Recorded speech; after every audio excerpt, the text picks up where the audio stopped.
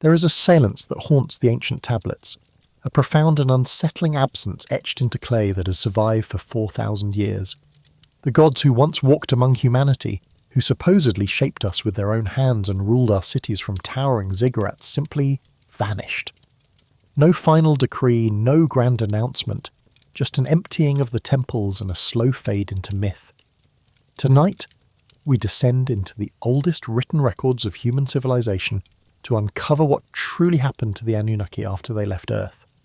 The answer is far stranger and more complex than any single theory suggests, and it forces us to confront a question that reaches beyond ancient astronaut speculation into the very heart of how civilizations remember and forget their gods. Before we dive deeper, ignite that like button and prepare for the revelations to come. Tell me in the comments where you are listening from, what time it is there. And as always with our videos, the visuals are here to add context, but they aren't necessary to follow along. Thank you for always having our back. Prepare yourself and let's dive in. You stand in the ruins of Uruk, 5,000 years after its glory days have passed. The massive walls that once stretched nearly 10 kilometres around this metropolis are crumbling mounds of mud brick, slowly returning to the desert from which they rose. The great temple complex dedicated to Inanna, the goddess of love and war, is a field of broken stones and sand. The ziggurat that once connected Earth to heaven is a weathered hill, its original stepped form barely discernible. This is where it all began, the first true city, the birthplace of writing, the place where humans first recorded their relationship with beings they called the Anunnaki, those who from heaven to earth came. But here is what strikes you most powerfully in this desolate place. There is no record of an ending, no tablet that declares the gods have departed, no inscription that marks the moment when the Anunnaki withdrew from human affairs. Instead, what you find in the archaeological record is something far more subtle and far more haunting, a slow transformation, a gradual change in how these beings were described, how they were understood, how they were remembered. The story of what happened to the Anunnaki is not written in a single text. It is scattered across millennia, encoded in the shifting language of myth, preserved in the changing structure of worship, hidden in the evolution of an entire religious tradition that would eventually be swept away by new faiths bearing new gods. To understand what happened to the Anunnaki, we must first understand who they actually were in the minds of the ancient Sumerians, and here we encounter our first profound mystery. The term Anunnaki itself is maddeningly imprecise. It appears in the earliest texts from the reign of Gudea around 2044 BCE, yet even in these ancient sources the scribes seem uncertain about exactly which gods the term encompasses. The most literal translation from the Sumerian is princely offspring or those of royal blood, referring to their status as descendants of An, the supreme sky god, and Ki, the goddess of earth. But even this basic etymology reveals layers of complexity that modern scholarship is still unravelling. The Sumerian term itself went through various forms, written in cuneiform as Da Nuna Keforne, or Danunna. When the Akkadian-speaking peoples absorbed Sumerian culture, they borrowed this term, transforming it into Anunnaku or Anunnaki, with the final form being essentially a genitive construction. Technically, calling them the Anunnaki is grammatically imprecise in the original language, much like saying the Smiths is in English, but the term has become standardized in modern scholarship and popular culture. What makes the Anunnaki particularly fascinating from a religious studies perspective is that they represent one of humanity's earliest attempts to organize the divine into a systematic hierarchy. Unlike the more fluid, less structured spirit beliefs of pre-literate cultures, the Anunnaki concept emerges alongside writing itself, appearing in texts as part of a bureaucratized cosmic order. This is not coincidental. The Sumerians invented writing around 3200 BCE, primarily for administrative purposes, to track goods, manage temple economies, and record royal decrees. Their understanding of the divine reflected this bureaucratic worldview. The gods were not chaotic or random. They had specific roles, specific jurisdictions, specific places in the hierarchy. Just as the king of Uruk had administrators who managed different aspects of the city, the cosmic king An had his divine administrators, the Anunnaki, who managed different aspects of reality. This parallelism between earthly and heavenly government is crucial for understanding the entire Mesopotamian religious system. As above, So below was not just a mystical principle, but a practical organisational chart. Different texts from different periods give us varying numbers for how many Anunnaki existed. One text speaks of the 50 Anunnaki of Eridu, the most ancient and holy city associated with the god Enki.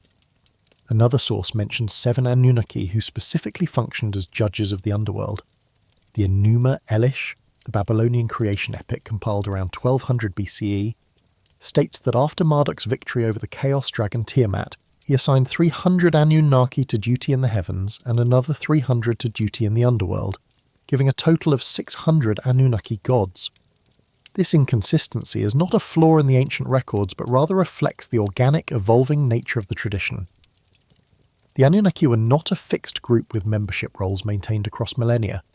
They were a flexible category that could expand or contract, emphasize different members, or reorganize entirely depending on the political and theological needs of the moment.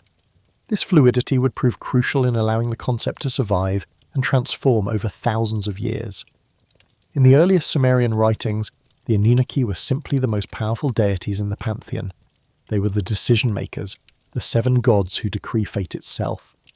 This council likely included An himself, Enlil the god of wind and storm, who became the chief executive of the divine hierarchy, Enki, the god of wisdom and fresh water who dwelt in the subterranean realm called the Abzu, Ninhursag the mother goddess, Nana the moon god, Utu the sun god later known as Shamash, and Inanna who would become Ishtar, the fierce and complex goddess of love, sex and warfare. But here is the critical detail that mainstream scholarship emphasizes, and it is one that directly contradicts the ancient astronaut interpretation. The Anunnaki were not described as aliens in the Sumerian texts. They were not depicted wearing spacesuits or arriving in rockets. They were gods in the traditional sense, supernatural beings with immense power who governed the forces of nature and the fates of humanity. Let us pause here and examine what the actual tablets tell us about the functions and activities of the Anunnaki in the oldest texts we possess. The Sumerian composition known as Enki and the World Order, dating to around 2000 BC but preserving much older oral traditions, provides us with a remarkable window into how the Anunnaki were understood to operate in the cosmos. In this lengthy hymn we see Enki travelling throughout the known world, establishing the Me, the divine decrees that govern civilization, and assigning the various Anunnaki to their specific cosmic roles. The Me are themselves a fascinating concept that deserves deeper exploration. These were not abstract principles, but rather concrete, almost physical manifestations of divine authority and knowledge. The Me included everything from kingship and priesthood to animal husbandry and metalworking, from truth and falsehood to music and lovemaking. In Sumerian thought, every aspect of civilized life existed because a specific Me authorized and governed it. These Me could be given, stolen or lost, as depicted in myths where the goddess Inanna famously gets the god Enki drunk and tricks him into giving her over 100 of the Me, which she then transports to her city of Uruk. The Anunnaki, in their role as the highest divine council, were the guardians and administrators of the Me. They determined which cities would flourish, which kings would rule, which harvests would succeed or fail. When we read in the texts that the Anunnaki decree the fates, this is not vague mysticism. It is a specific theological claim that these gods literally determined the outcomes of earthly events through their control of the Me. Consider the practical implications of this belief system for ancient Sumerian society. Every significant decision, from going to war to building a temple to selecting a king, required divine approval, and that approval came from the Anunnaki Council. This meant that priests who could interpret the will of the Anunnaki through divination, omens, dreams and ritual possessed enormous political power. The temple complexes where the Anunnaki were thought to dwell were not just religious centres, but economic and political powerhouses that controlled vast estates, commanded labour forces, and influenced every aspect of civic life. The ziggurats, those massive stepped pyramids that dominated Sumerian and later Babylonian cities, were designed as physical meeting points between heaven and earth. The Sumerian term for ziggurat, Temenanki, means house of the foundation platform of heaven and earth. These were not tombs, as the Egyptian pyramids were, but literally houses for the gods.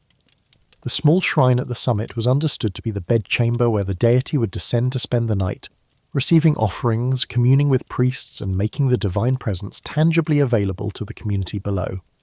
Archaeological evidence confirms the extraordinary resources poured into these structures. The ziggurat of Ur, built around 2100 BCE by King Ur-Nammu, required millions of mud bricks. Each brick was stamped with the king's name and a dedication to the moon god Nana, creating a structure that was simultaneously an architectural achievement, a political statement, and a cosmic instrument. The outer facing was reinforced with burned brick set in bitumen, making the structure remarkably durable. Drainage systems were built into the core to prevent water damage. Stairways led up the multiple terraces to the summit shrine, which was visible for miles across the flat Mesopotamian plain. What was happening in these structures? We have detailed records of the daily rituals. Every morning, temple servants would open the doors of the god's chamber, where the cult statue resided. They would greet the deity with hymns, clean and dress the statue in fresh garments, and present elaborate meals of bread, beer, meat, and fruit. The god was treated as a living king because in the Sumerian worldview, the statue was not just a symbol but the actual body the deity inhabited on earth. The god would eat the essence of the food, and the physical portions would then be distributed to the priests and temple staff. This daily care and feeding of the gods was not optional religious devotion. It was understood as the fundamental purpose of human existence. The Atrahasis epic makes this shockingly explicit. Humans were created specifically to be workers who would bear the burden of maintaining the cosmic order so the gods would not have to labour themselves. We were manufactured as a slave species, but slave in a very particular sense. Not slaves to a cruel master, but rather servants in a divine household, workers in a cosmic estate whose proper functioning depended on human labour. This understanding of the human-divine relationship pervades every aspect of Mesopotamian religion. When misfortune struck, when crops failed, when diseases spread, when wars went badly, the explanation was always the same. The gods were displeased. Humans had failed in their duties. The offerings had been inadequate. The rituals had been performed incorrectly. The cosmic order had been disrupted, and calamity was the inevitable result. Conversely, when cities prospered, when kings triumphed, when harvests overflowed, this proved the gods were satisfied with the service they were receiving. The Anunnaki, as the Supreme Council, were the ultimate arbiters of this cosmic equilibrium. They held regular assemblies, as depicted in numerous myths, where they would deliberate on the affairs of gods and mortals. These divine councils were modelled on earthly assemblies of city elders, with formal procedures for introducing matters, hearing arguments, and reaching decisions. The parallels between divine and human governance were so close that kings would claim to have attended these heavenly councils in dreams or visions, returning with divine authorization for their earthly policies. But within this apparently orderly system lurked profound tensions and contradictions. And it is in these tensions that we find the seeds of the transformation that would eventually lead to the disappearance of the Anunnaki from active worship. The gods were powerful but not omnipotent. They were immortal but not unchanging. They possessed wisdom but also made mistakes, felt regret, changed their minds. They were in many ways superhuman, rather than divine in the later monotheistic sense. The confusion, the fertile ground from which modern speculation would grow, comes from the very nature of these ancient myths. The Sumerians described their gods as coming from the heavens, dwelling above in a realm called An, but this heavenly realm was not outer space as we understand it. It was the divine sphere, the realm of the sacred that existed above and beyond the mortal world. When texts say the Anunnaki descended to Earth, they mean this in the mythological sense of divine manifestation, not literal space flight. The winged discs and celestial boats that appear in Mesopotamian art are symbols of divine power and movement, not technical blueprints of spacecraft. To truly grasp this distinction, we need to immerse ourselves in the Mesopotamian worldview, which was fundamentally different from our modern materialist perspective. For the ancient Sumerians, the universe was not divided into natural and supernatural realms. Everything was infused with numinous power. Every phenomenon had a divine aspect. The storm was not just atmospheric activity that could be explained by meteorology. The storm was the god Enlil, manifesting his power and his moods. The moon was not just a celestial body reflecting sunlight. The moon was the god Nana, travelling across the night sky in his bark. This means that when Sumerian texts describe the gods descending from heaven, They are describing something real within their cosmological framework. But real does not mean physical in the way we understand physics. It means an intensification of presence, a breaking through of the divine into the human realm in a way that could be experienced, responded to, and recorded. The god descends means the divine power becomes accessible, localized in a temple statue, manifest in a natural phenomenon revealed through a vision or oracle. We see this principle operating throughout Mesopotamian religious texts. In the famous Epic of Gilgamesh, compiled in its standard Babylonian form around 1200 BCE. But drawing on much older Sumerian stories, the hero Gilgamesh is described as 2/3 divine and 1/3 mortal. His mother is the goddess Ninsun, his father the deified former king Lugalbanda. This divine bloodline grants Gilgamesh extraordinary strength, beauty, and wisdom, but it also condemns him to the ultimate human limitation: he will die. The entire epic is driven by Gilgamesh's confrontation with mortality. After his beloved companion Enkidu dies, Gilgamesh is seized by terror of his own inevitable death. He embarks on a desperate quest to find Utnapishtim, the survivor of the Great Flood who was granted eternal life by the gods. Gilgamesh's journey takes him beyond the boundaries of the civilized world through the twin peaks of the Mashu Mountains, where scorpion beings guard the path the sun travels at night, across the waters of death to reach the distant shore where the immortal Utnapishtim dwells with his wife. When Gilgamesh finally meets Utnapishtim, expecting to find a godlike being, he is shocked to discover an ordinary-looking man. Gilgamesh demands to know the secret of eternal life, and Utnapishtim's answer is crushing. There is no secret. His immortality was not earned through heroic deeds or special knowledge. It was a unique gift from the gods following the flood, a one-time event that will never be repeated. To prove that Gilgamesh is unsuited for immortality, Utnapishtim challenges him to stay awake for 6 days and 7 nights. Gilgamesh immediately falls asleep and remains unconscious for a week. He cannot even conquer sleep, the lesser brother of death. How could he possibly achieve eternal life? As a consolation prize, Utnapishtim reveals the existence of a plant that grows at the bottom of the cosmic ocean, a thorny herb that can restore youth to the old. Gilgamesh dives deep, retrieving the plant with great effort. But on his journey back to Uruk, disaster strikes. While bathing in a cool pool, Gilgamesh leaves the plant on the shore. A snake, drawn by its fragrance, emerges from the water, eats the plant, and immediately sheds its skin, reborn. The opportunity for eternal youth is lost forever. This story operates on multiple levels simultaneously. On one level, it is an adventure narrative full of dramatic encounters and exotic locations. On another level, it is a profound meditation on what it means to be human, caught between the divine and the mortal. But for our purposes, what matters most is how it depicts the relationship between humans and the Anunnaki. The gods in this story are not absent. They are very much present and active, but they are also distant, operating according to their own inscrutable logic. Utnapishtim received immortality because he happened to be chosen by the god Ea survive at the flood. There was no great cosmic plan, no reward for virtue.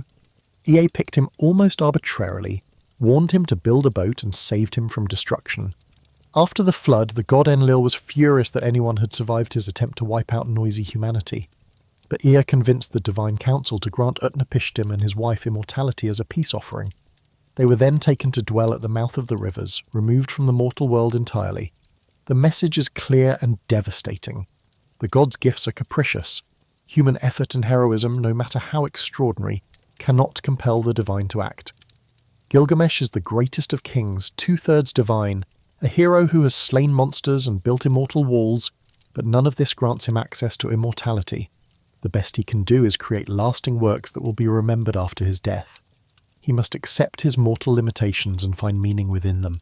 This theme of divine distance and human limitation appears throughout Mesopotamian literature, and it represents something crucial about how the Anunnaki were understood even in the earliest periods. Yes, they were actively involved in human affairs.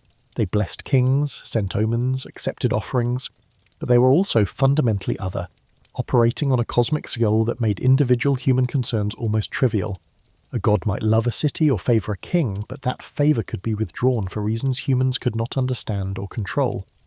The Atrahasis epic, which we have already discussed in relation to the flood, provides an even more disturbing vision of divine-human relations.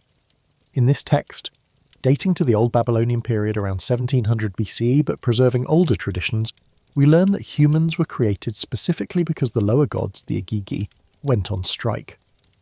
They were exhausted from the labour of digging irrigation canals and maintaining the cosmos. In desperation, the great Anunnaki gods held a council.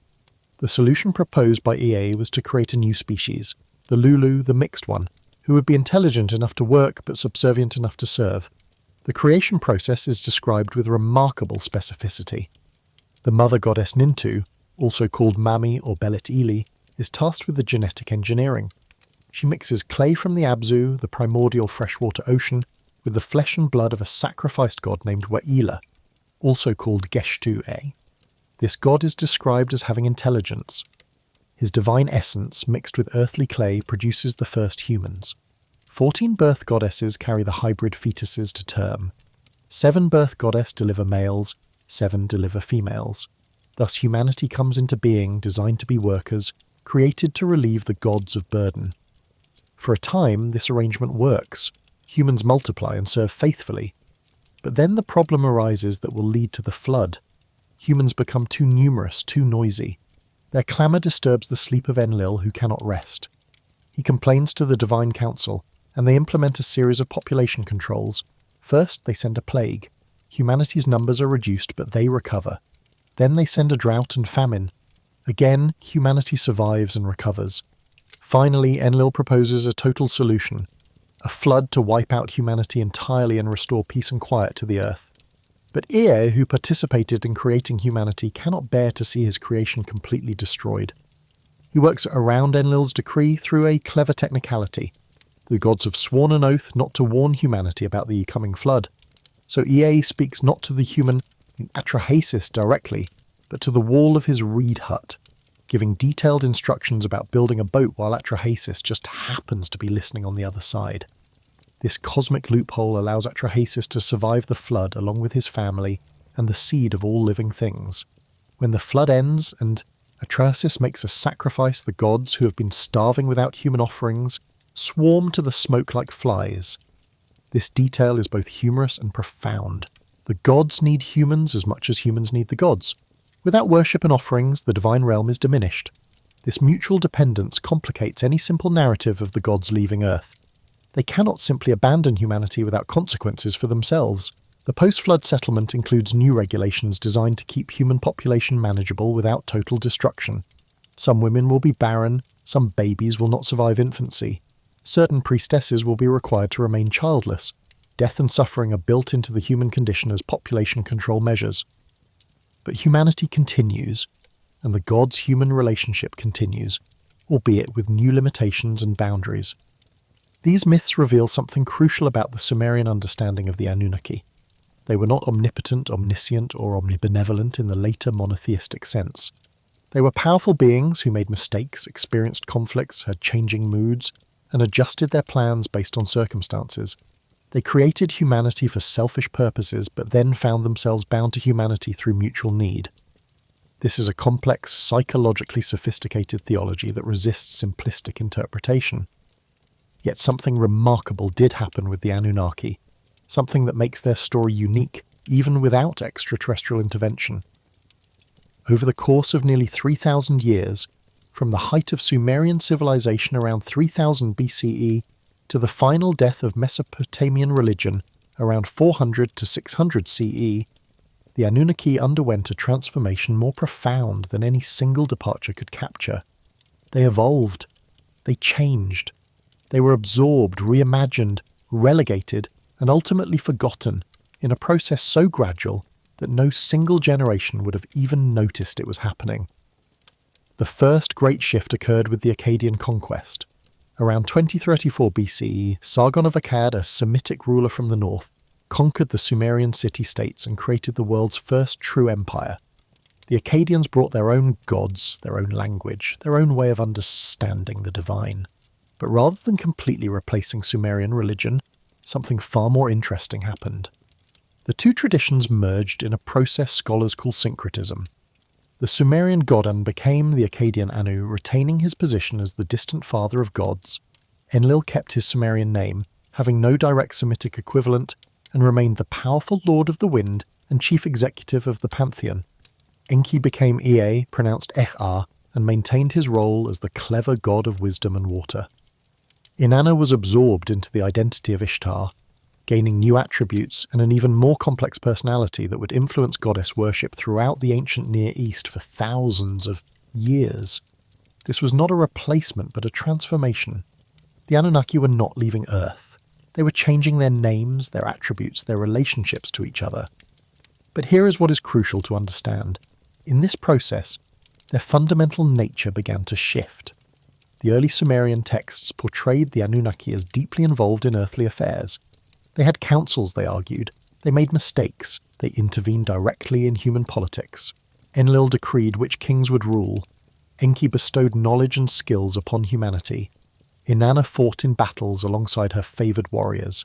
These were active, engaged deities who walked in temples and ate the offerings left for them. But as Mesopotamian civilization grew larger, more complex, more politically unified under successive empires, the gods began to recede. They became more abstract, more distant, more symbolic. By the old Babylonian period around 2000 to 1600 BCE, texts began to speak of the gods less as individual personalities and more as cosmic forces. The emphasis shifted from direct divine intervention to the maintenance of divine order through human intermediaries, priests, and kings who claimed to channel the will of the gods. This is the first answer to what happened to the Anunnaki. They were not physically leaving the planet. They were undergoing a theological evolution driven by the changing needs and understanding of the human societies that worshipped them. As kingdoms grew into empires, as cities became more interconnected, as writing evolved from simple record-keeping to literature and philosophy, the concept of divinity itself transformed. The intimate, almost familial relationship between gods and specific cities began to give way to a more hierarchical, bureaucratic vision of heaven that mirrored the expanding bureaucracies of earthly empires. Then came the second great transformation, one that would reshape the entire Mesopotamian pantheon. In the 18th century BCE, King Hammurabi of Babylon rose to power and declared a new supreme god. His name was Marduk, and his elevation represents one of the most dramatic theological shifts in ancient history.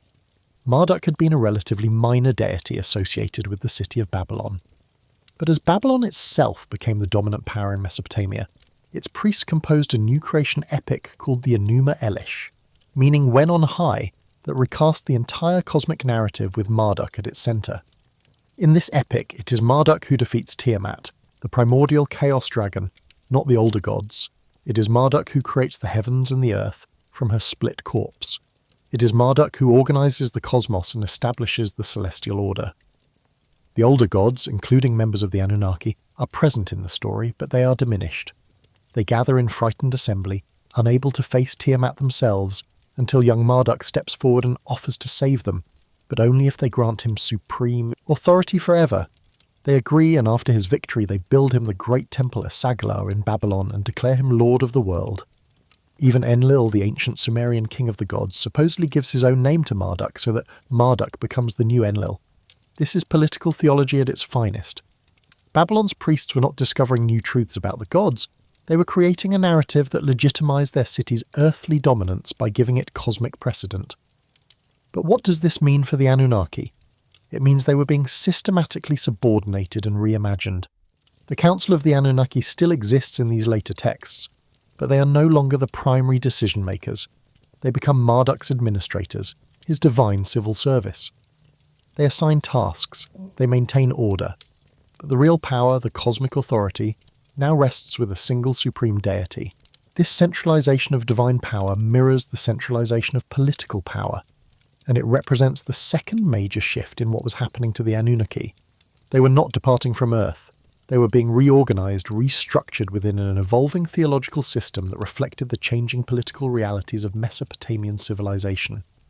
As empires replaced independent city-states, as centralized monarchies replaced local rulers, monotheistic or henotheistic tendencies began to emerge even within the traditional polytheistic framework.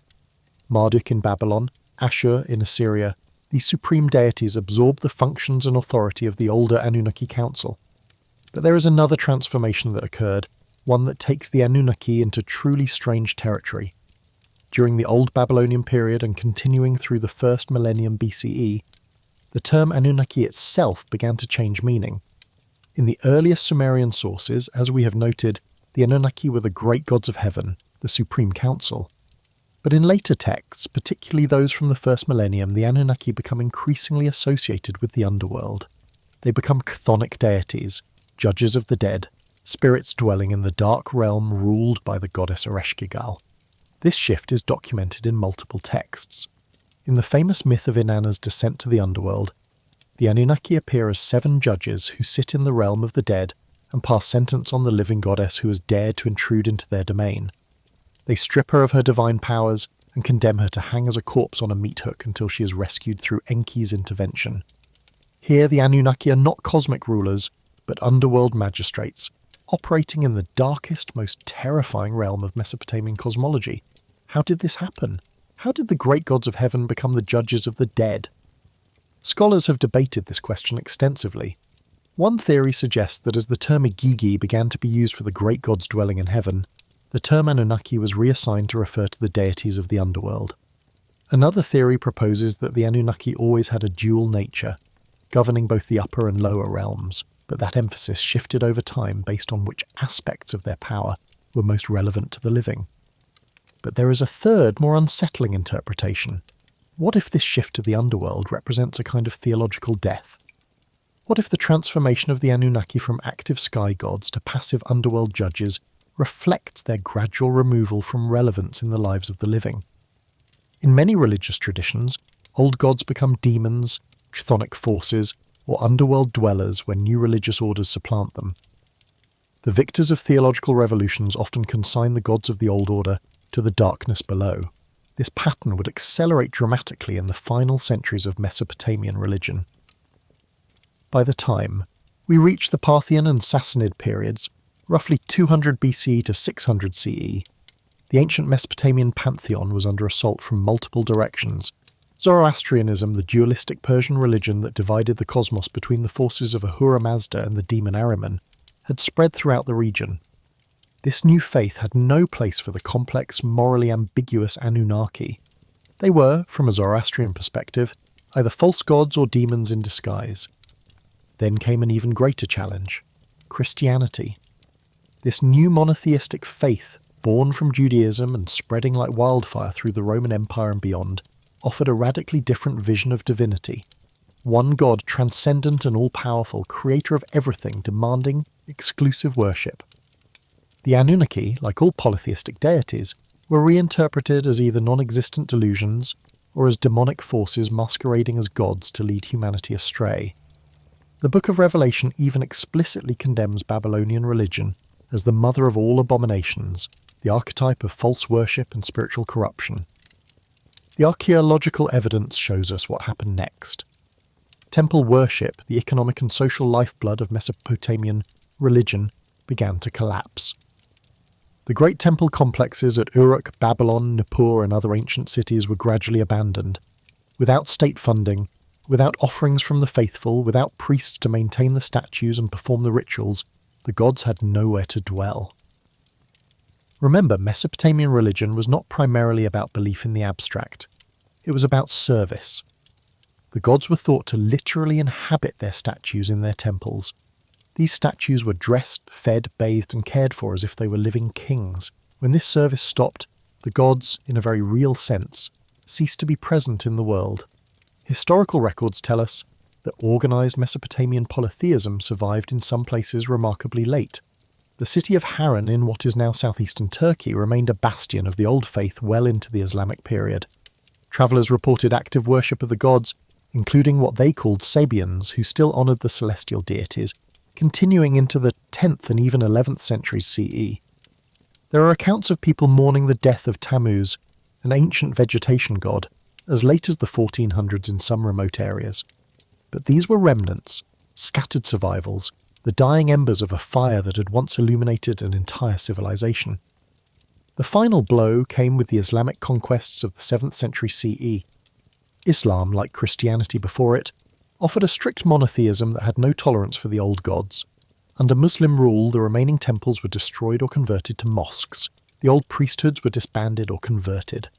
The cuneiform tablets, the very writing system that had preserved Mesopotamian religion for 3,000 years, fell out of use. Aramaic and then Arabic became the dominant languages. Within a few generations, the living memory of Mesopotamian religion was effectively erased from the region.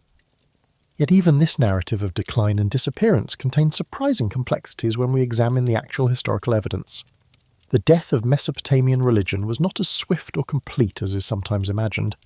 Cuneiform tablets continued to be written as late as 75 CE, nearly 800 years after the supposed endpoint of Babylonian political independence. The last known cuneiform inscription is an astronomical text from the 1st century of the Common Era, demonstrating that specialized knowledge of the ancient writing system persisted deep into the Greco-Roman period. More remarkably, worship of the traditional Mesopotamian gods continued in isolated pockets for centuries after Christianity became dominant in the region. The city of Harran, located in what is now southern Turkey near the Syrian border, was famous throughout late antiquity and into the early medieval period as a holdout of the old religion. Harran had been sacred to the moon god Sin for thousands of years, and its population tenaciously maintained these ancient traditions even as the surrounding regions converted to Christianity and later Islam. Islamic era sources refer to the people of Harran as Sabians, a name that creates some confusion because it could refer to several different religious groups.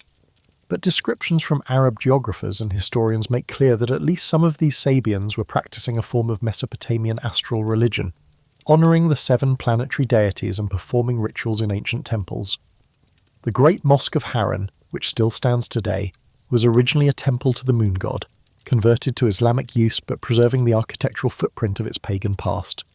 Even more astonishing, there are reports from European travellers in the 15th and 16th centuries of isolated communities in northern Mesopotamia still practicing what appear to be remnants of the old fertility cults, including ritual lamentations for the death of Tammuz, a god whose worship goes back to the earliest Sumerian periods.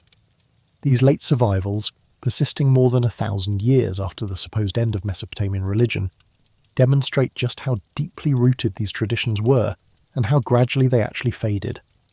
This protracted decline raises important questions about what it means for a religion to die. When exactly did the Anunnaki stop being real for the last person who believed in them? Was it when the last temple was closed? When the last priest who could read the ancient hymns passed away? When the last grandmother stopped telling her grandchildren the old stories? When the last farmer stopped leaving offerings at ancient shrines?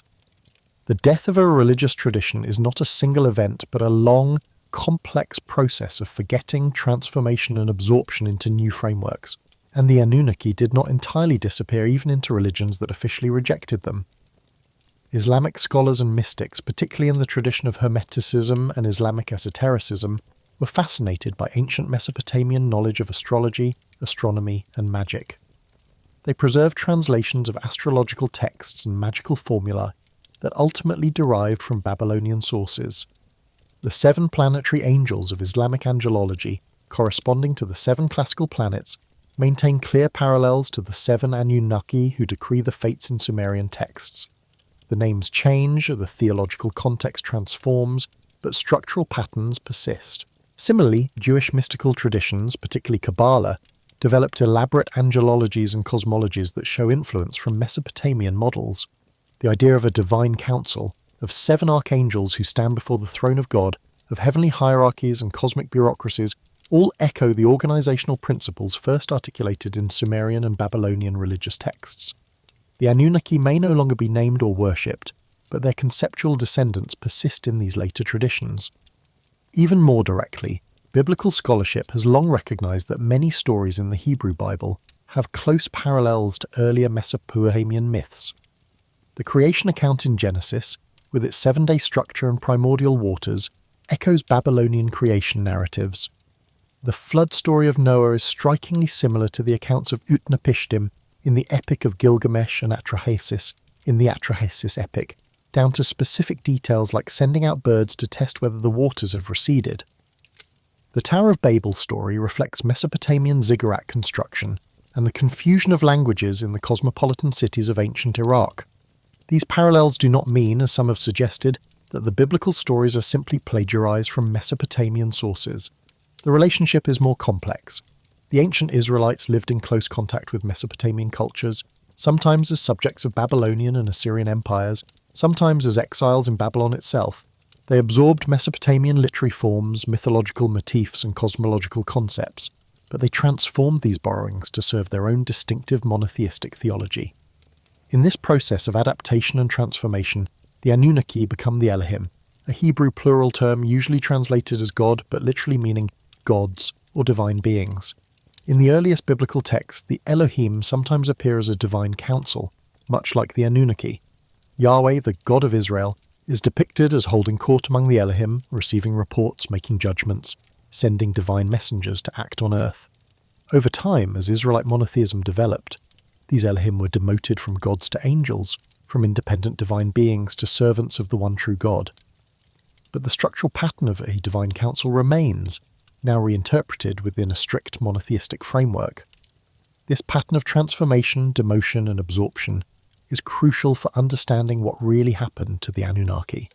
They did not simply vanish, they were gradually reimagined, recontextualized, and reassigned new roles within evolving religious systems. In Zoroastrianism, they became either Ahuras, beneficial spirits allied with Ahura Mazda, or Devas, malevolent demons serving Ahriman. In Christianity, they became either angels serving God or demons serving Satan. In Islam, they became either Malaika, angels, or Shaitan, devils. In Jewish Kabbalah, they became Sephirot, emanations, or Klipot, husks of divine light. This is what happens to gods when the civilizations that worship them move to new religious paradigms. They rarely disappear completely. They transform, they shrink from supreme deities to subordinate spirits, they split into good and evil versions, they become metaphors, allegories, psychological archetypes.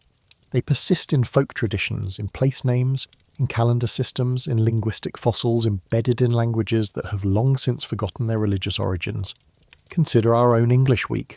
Wednesday is Woden's Day, named for the Germanic god Odin. Thursday is Thor's Day, Friday is Freya's Day. These gods are no longer actively worshipped by the vast majority of English speakers, but their names persist in the fundamental structure of how we organise time. Similarly, Mesopotamian astronomical and mathematical traditions, developed in service to the Anunnaki, continue to structure how we measure time and space. Our 60-minute hour, our 60-second minute, our 360-degree circle, all derive from Babylonian sexagesimal mathematics originally developed for astronomical calculations related to divine timekeeping. The Anunnaki are gone, but their legacy persists in structures so fundamental we no longer recognise them as religious at all. This is perhaps the strangest form of immortality. Not to be remembered and worshipped, but to be forgotten, yet still present, baked into the deep architecture of human civilization. So here is the first, most prosaic answer to the question of what happened to the Anunnaki after they left Earth. They did not leave Earth at all, at least not in any physical sense. They underwent a series of transformations over 3 millennia. They were absorbed into new pantheons through syncretism with Semitic deities. They were subordinated to newer, more politically relevant supreme gods like Marduk and Asher. They were relegated to the underworld as the living worship focused on other deities. They were reinterpreted as demons or delusions by monotheistic faiths. And finally, they were forgotten entirely as the civilizations that remembered them converted to Christianity and Islam, and the very ability to read the tablets that preserved their stories was lost. This is the academic consensus, and it is supported by mountains of archaeological, linguistic, and historical evidence. It is a story of cultural evolution, religious syncretism, political change, and the ultimate mortality of even the most enduring religious traditions. The Anunnaki did not physically depart. They faded from relevance and memory as human civilization moved in new directions. But this answer, while factually solid, leaves something unfinished. It explains the historical process, but not the narrative content. What do the myths themselves say about where the gods went? Do the ancient texts contain any stories about the Anunnaki departing, withdrawing, or leaving humanity to its own devices?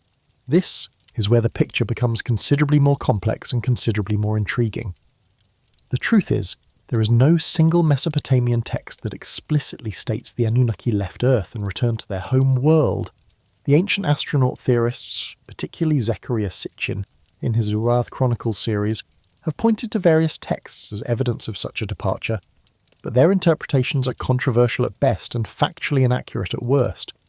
Sitchin famously claimed that texts describing the prophet Ezekiel's vision and inscriptions from Haran documented the departure of the Anunnaki in what he described as spacecraft leaving Earth around 600 BCE. But this interpretation requires a very specific and highly speculative reading of the text that mainstream scholars overwhelmingly reject. Let us examine what the texts actually say. The biblical prophet Ezekiel, who was among the Jewish exiles in Babylon around 593 BCE, did indeed record a vision of something extraordinary. He describes seeing the heavens open up and witnessing what he calls the glory of God descending in what appears to be some kind of wheeled vehicle with living creatures, flashing lights, and wings. The description has led some modern interpreters to suggest Ezekiel witnessed a spacecraft. But this reading imposes modern technological categories onto an ancient visionary text. Ezekiel himself identifies what he saw as the presence of God, the Kavod Yahweh in Hebrew, not Anunnaki astronauts. Similarly, inscriptions from Haran referring to celestial phenomena and the movements of gods, particularly the moon god Sin, describe divine activities in mythological language, not historical chronicles of physical departure. When ancient texts say a god ascended to heaven, or descended from heaven, they are using the standard mythological vocabulary of divine movement between realms, not describing space travel. However, and this is crucial, there are Mesopotamian texts that do deal with the theme of divine withdrawal and absence. These are not about the Anunnaki specifically, but about the broader phenomenon of gods distancing themselves from humanity or becoming less accessible. One of the most famous and philosophically profound examples is found in the Atrahasis epic, the Mesopotamian flood story that predates the biblical Noah by more than 1,000 years. In the Atrahasis, humanity is created by the gods, specifically to be workers who will relieve the lower gods, the Agigi, from their exhausting labour of digging canals and maintaining the world. For a time this arrangement works. Humans multiply and serve the gods faithfully. But then a problem arises. Humanity becomes too numerous, too noisy. The racket of human civilization disturbs the sleep of Enlil, the chief god. He becomes so irritated by the clamour that he decides to wipe out humanity entirely through a series of catastrophes, plagues, droughts, famines, and finally a great flood. But Enki, the clever god who helped create humanity, takes pity on his creation. He warns a righteous man named Atrahasis, later called Ut-Napishtim in the Gilgamesh epic and reflected as Noah in the Bible, to build a boat and save himself, his family, and the seed of all living things. The flood comes, almost all of humanity is destroyed. When the waters recede, the gods who have been without offerings and worship during the deluge are desperate for the return of human civilization. They swarm around Atrahasis' sacrifice like flies to the sweet smoke. But here is where the story becomes truly significant for our question. After the flood, a new arrangement is established. The gods cannot simply wipe out humanity again because they need us, but they also cannot tolerate humanity growing too numerous and too noisy. So Enki proposes a solution. Implement population controls, introduce barrenness to some women, create infant mortality, establish priestesses who do not bear children. In other words, build suffering and limitation into the human condition to keep the population manageable. More importantly for our purposes, the gods also begin to withdraw from direct involvement in human affairs. The intimate relationship described in earlier myths, where gods walked among humans and directly intervened in daily life, begins to change. The gods become more distant, more removed. They work through intermediaries, through kings who claim divine mandate, through priests who interpret divine will, through omens and signs rather than direct speech. This is not a physical departure from Earth. This is a theological distancing, a change in the nature of the relationship between the divine and the mortal. This theme of divine distance appears in other texts as well.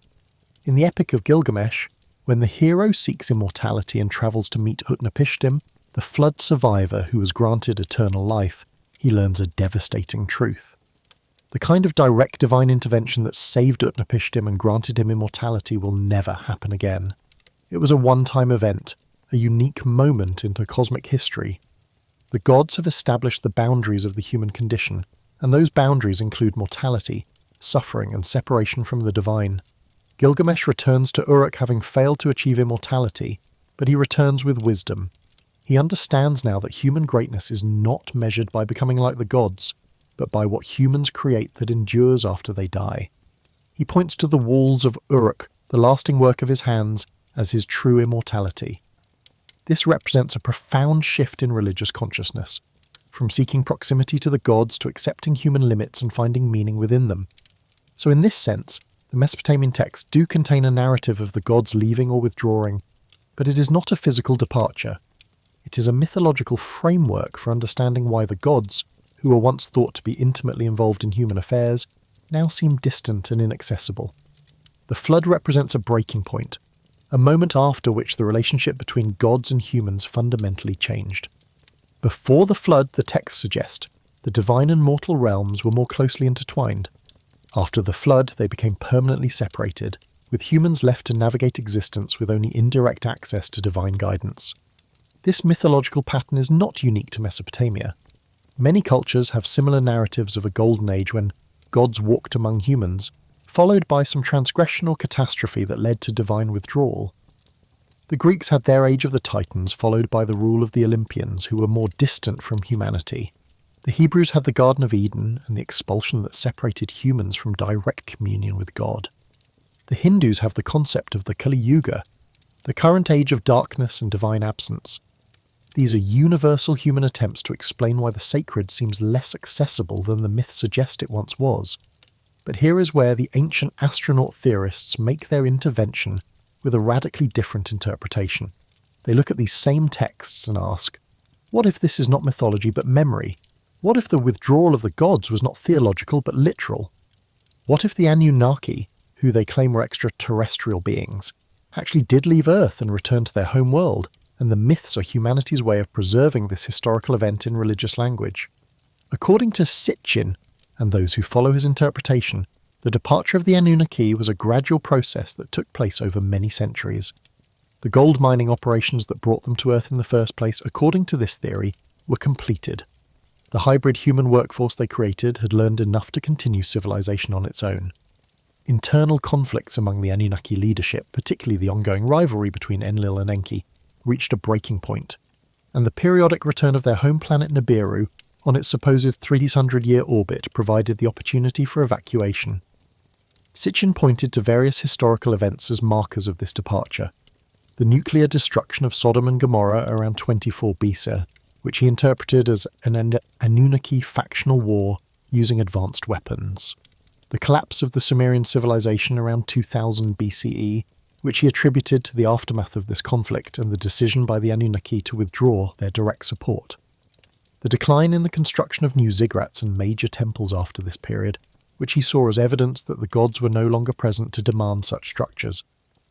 And finally, the visions described by prophets like Ezekiel around 100 BCE, which he interpreted as actual sightings of the last Anunnaki craft departing the planet. This narrative is seductive because it provides a clean, dramatic explanation for historical changes that actually occurred. The Sumerian civilization did collapse. Temple building did decline, religious practices did change. But there is a fundamental problem with this interpretation. It requires us to accept Sitchin's translation and understanding of the ancient texts, and on this point, virtually every credentialed scholar of ancient Mesopotamian languages disagrees with him. Let us be precise about the scholarly criticism. Sitchin claimed to have translated the Sumerian and Akkadian text himself, finding evidence of extraterrestrial contact that mainstream scholars had missed or deliberately suppressed. But experts in cuneiform languages point out numerous critical errors in his work. He mistranslates key terms, taking words out of context to support his preferred interpretation. He conflates different mythological traditions from different time periods as if they were a single coherent narrative. He attributes technological interpretations to poetic or religious metaphors without justification. Most damningly, his central claim about the planet Nibiru is contradicted by the actual astronomical texts from Mesopotamia. In authentic Babylonian star catalogues, Nibiru is mentioned, but it is not described as a planet with a 3,600-year orbit. It is variously identified as Jupiter or as a specific celestial reference point, the crossing point where the path of the sun, the ecliptic, intersects with the celestial equator. It is an astronomical concept, not a physical world. The texts state that Nibiru was visible every year, which completely demolishes Sitchin's theory of a long-period orbit. Furthermore, there is simply no archaeological evidence for the kind of advanced extraterrestrial technology that the ancient astronaut theory requires. No spacecraft parts, no alien artifacts, no genetic laboratories. The ziggurats were not landing pads but temples built with Bronze Age technology. The cylinder seals that supposedly show our solar system with an extra planet are actually symbolic representations of stars and deities using the standard iconography of the period. The handbags carried by gods and sages in Mesopotamian art, which some claim are advanced technological devices, are identified by archaeologists as ritual buckets used in purification ceremonies filled with holy water. So we are left with two radically different answers to our question, and they are ultimately incompatible.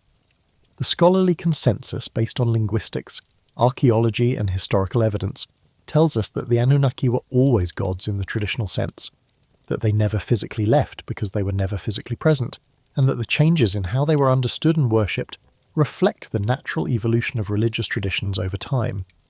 The ancient astronaut theory tells us that the Anunnaki were extraterrestrials who departed Earth around 2000 to 600 BCE, and that their myths are garbled historical accounts of this departure filtered through the limited understanding of ancient humans. But there is a third possibility, one that is more subtle and perhaps more profound than either of these extremes. What if the question itself is wrong?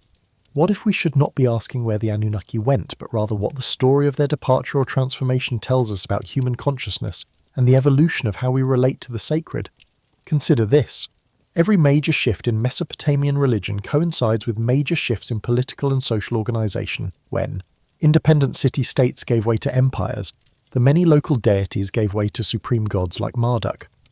When human populations grew larger and more complex, requiring more sophisticated administration, the gods became more distant and worked through bureaucratic hierarchies. When monotheistic religions emphasizing personal morality and a transcendent divine arose, the old polytheistic gods with their very human personalities became obsolete. The transformation of the Anunnaki, then, is not just about one set of gods being replaced by another. It is about the transformation of human consciousness itself. The earliest Sumerian religion reflected a worldview in which the natural and supernatural were intimately intermixed. Gods were present in storms, in rivers, in the growth of crops. The divine was immanent, immediate, everywhere. This is the religious consciousness of people who live in direct relationship with nature, whose survival depends on understanding and cooperating with natural forces they cannot control but can perhaps negotiate with, through ritual and offering. As civilization advanced, as humans gained more control over their environment through irrigation, architecture, writing and political organization, the relationship with the divine changed. Gods became more transcendent, more removed from immediate physical processes. They became legislators of cosmic law, maintainers of order, judges of human behavior. This reflects a more abstract, more philosophical understanding of divinity appropriate to a more complex society. The ultimate transformation, the complete withdrawal or forgetting of the old gods, happens when monotheistic religions offer a new paradigm entirely. A single transcendent God who is utterly beyond nature, who is not in the storm but who created the storm, who is not part of the world but its source. This is the religious consciousness of an even more complex and more interconnected civilization that needs universalizing principles and moral frameworks that can span diverse cultures and political systems. From this perspective, what happened to the Anunnaki is that they completed their function in human consciousness. They were the gods humanity needed during a particular phase of our development, and when we evolved beyond that phase, we evolved beyond them. They did not leave Earth, they left relevance, and religions die not through forced suppression, though that can accelerate the process, but through irrelevance. When a religious system no longer provides the meanings, the explanations, the rituals that a society needs, it fades away, regardless of how ancient or powerful it once was. This is a perspective that neither the strict materialist scholar nor the ancient astronaut theorist tends to embrace, but it may be the most profound answer. The Anunnaki went where all gods eventually go when the civilizations that created them move in new directions. They went into myth, into history, into the collective unconscious of human culture where they continue to influence us in ways we barely recognize. We see their echoes in biblical stories of the Nephilim, the sons of God who mated with human women. We see their archetypes in the pantheons of Greece and Rome that borrowed heavily from Near Eastern models. We see their narrative structures in modern science fiction stories of ancient aliens and precursor civilizations. We see their psychological patterns in our own relationships with authority, with nature, with the sacred. The Anunnaki may no longer be worshipped, but the deep structures of consciousness they represented, the human tendency to project our highest aspirations and deepest fears onto cosmic screens, that continues unabated. And perhaps this is the real secret hidden in the ancient tablets. Not a historical account of when the gods left, but a perennial truth about the relationship between consciousness and the sacred. Gods do not exist independent of the minds that conceive them, but neither are they simple illusions. They are realities of a different order, psycho-spiritual structures that shape how we understand ourselves and our place in the cosmos. When they change or disappear, it is because we have changed, because the cosmos as we understand it has changed. The ziggurat still stands in Uruk, or at least its ruins do, a mud-brick mountain slowly dissolving in the desert wind. It was built to connect earth to heaven, to provide a place where the gods could descend and dwell among humanity. For thousands of years, that is exactly what people believed it did. Priests climbed those stairs carrying offerings. Kings received their legitimacy in rituals performed at its summit. The entire society organized itself around the conviction that the gods were real, present, and accessible through these sacred structures. Today, no one believes the Anunnaki dwell there, but millions of people around the world still orient their lives around sacred structures, still seek connection with the divine, still perform rituals designed to bridge the gap between heaven and earth. The names have changed, the theologies have evolved, but the fundamental human impulse remains constant. We are the species that builds ziggurats, that seeks the sacred, that tells stories about gods and their relationship to us. What happened to the Anunnaki? They became Marduk and Asher. They became demons in Zoroastrian cosmology. They became false gods in Jewish, Christian, and Islamic theology. They became archaeological artifacts studied by scholars. They became the subject of conspiracy theories and science fiction. They became a name we barely remember attached to a civilization we are only beginning to understand. But in another sense, they never left at all. They are there in every temple, every church, every mosque, in the architectural DNA of sacred space. They are there in every creation myth that tells of gods shaping humanity from clay or earth. They are there in every story of a great flood sent to punish human transgression. They are there in every hierarchy that places some beings closer to the divine than others. They are there in every question we ask about our origins and our purpose. The tablets are crumbling. The ziggurats are returning to dust. The languages in which the Anunnaki's stories were first told are dead, kept alive only by scholars painstakingly reconstructing them from fragmentary evidence. In a few more centuries, even these remnants may be gone, erased by time and weather and the indifference of a world that has moved on to new gods and new stories. But as long as humans wonder where we came from, as long as we look up at the stars and ask if we are alone, as long as we sense that there is something sacred, beyond the material world we can touch and measure, the Anunnaki and gods like them will never truly disappear. They will transform. They will be reinterpreted. They will be forgotten and rediscovered. They will fade and return, just as the moon, the domain of Nana, waxes and wanes, but never permanently vanishes from the sky. This is what the ancient texts reveal, if we read them not as history or as coded messages from aliens, but as what they truly are, humanity's oldest attempt to make sense of existence, to find meaning in suffering, to explain the relationship between the mortal and the eternal. The Anunnaki did not leave Earth and fly back to Nibiru on a 300-year orbital cycle.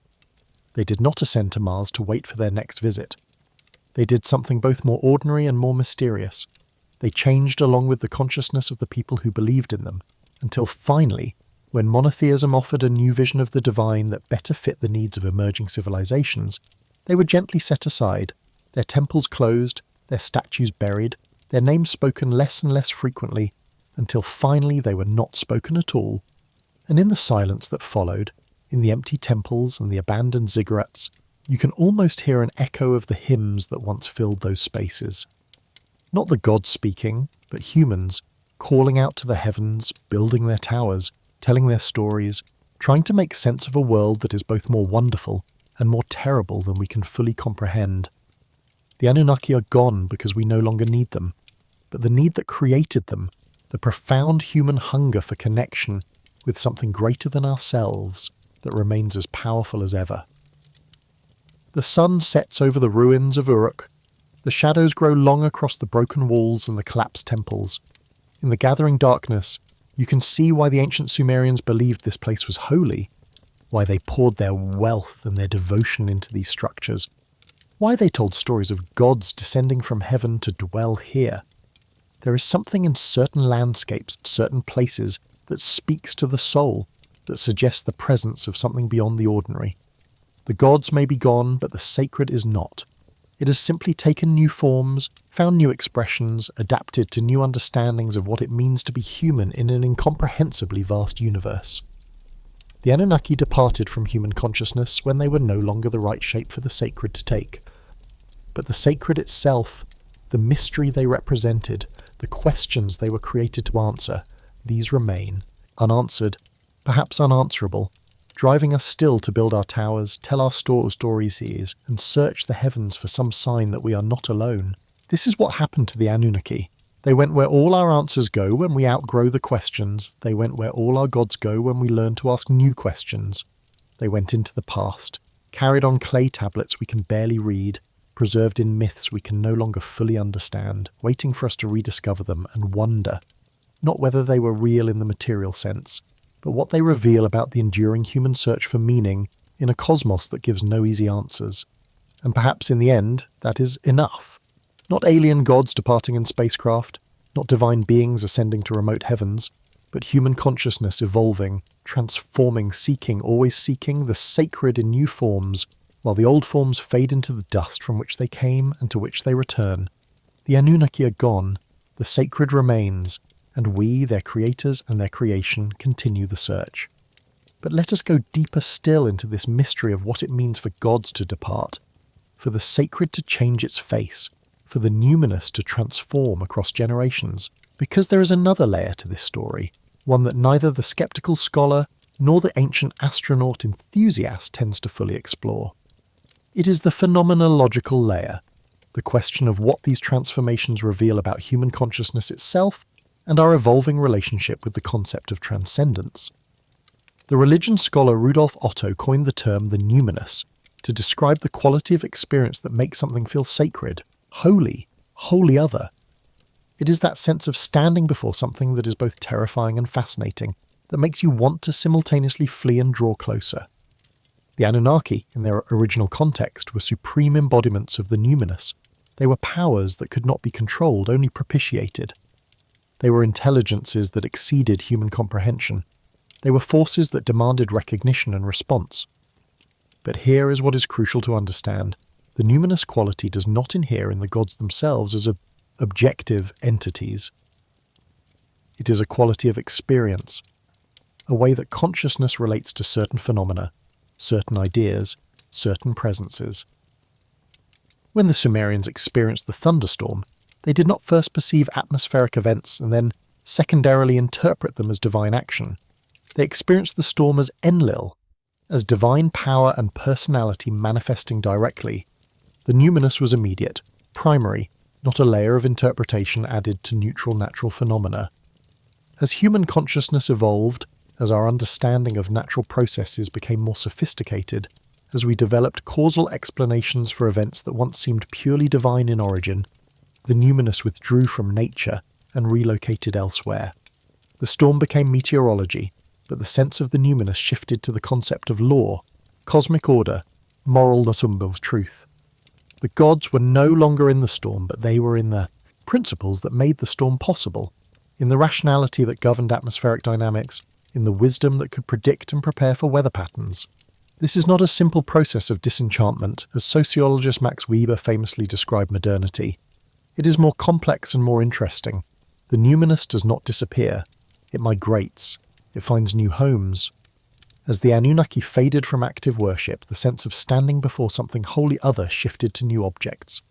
The elaborate ritual systems of temple service were replaced by ethical codes and internalized moral laws. The ziggurats that connected earth to heaven were replaced by philosophical systems that connected the material to the ideal. The offerings that fed the gods were replaced by prayers that transformed the one who prayed. What happened to the Anunnaki from this perspective was not just a change in religious belief, but a transformation in the structure of consciousness itself. The movement from polytheism to henotheism to monotheism was not just a counting problem, reducing many gods to one.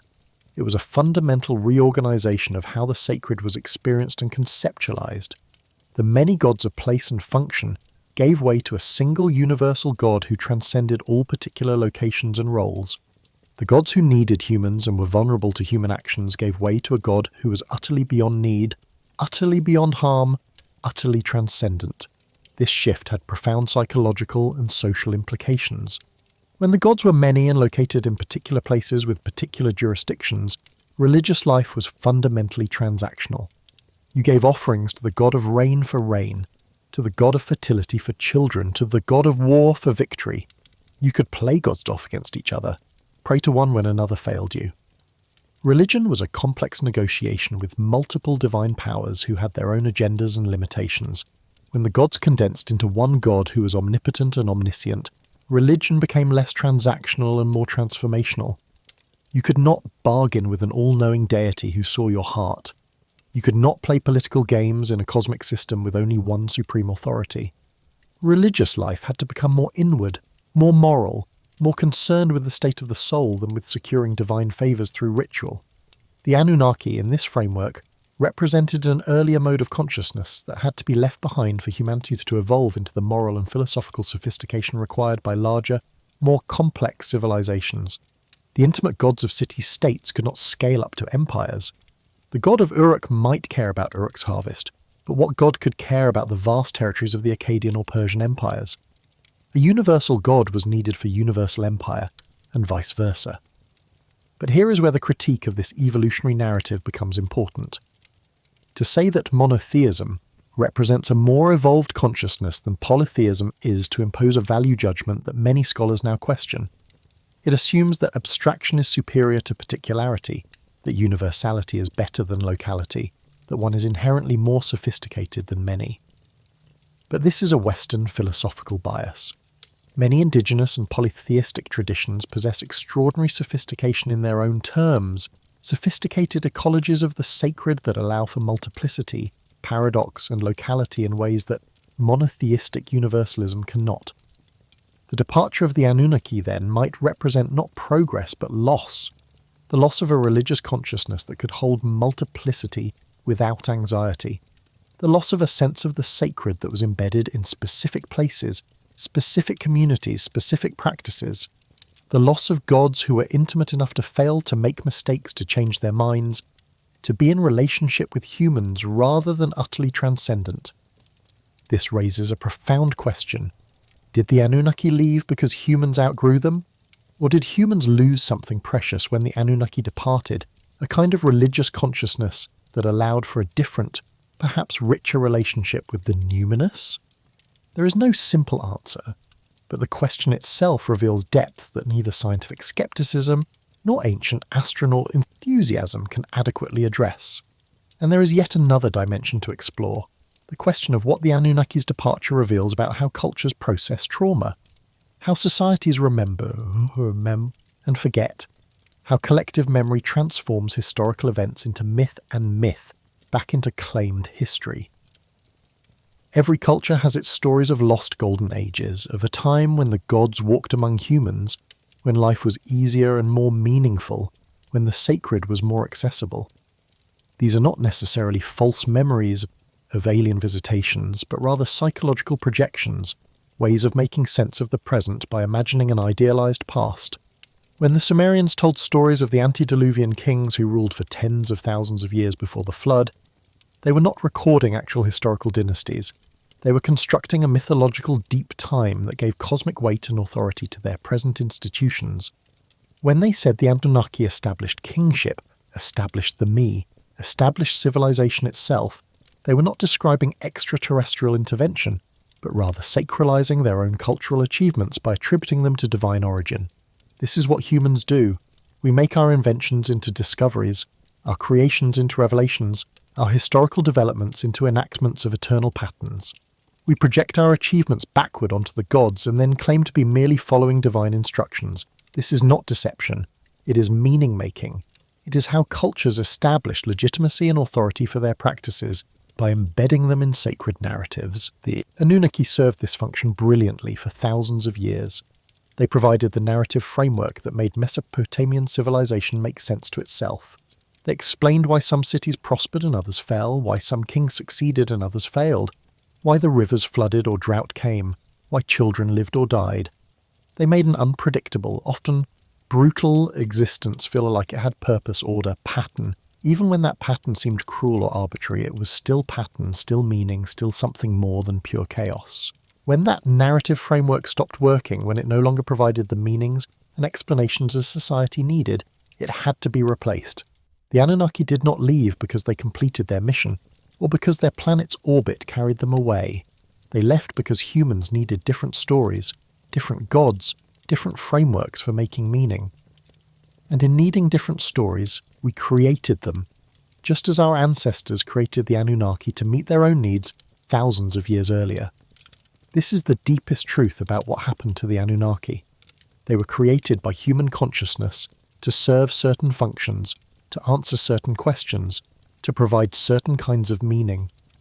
When human consciousness evolved, when the questions changed, when new kinds of meaning were needed, new gods emerged and the old gods faded.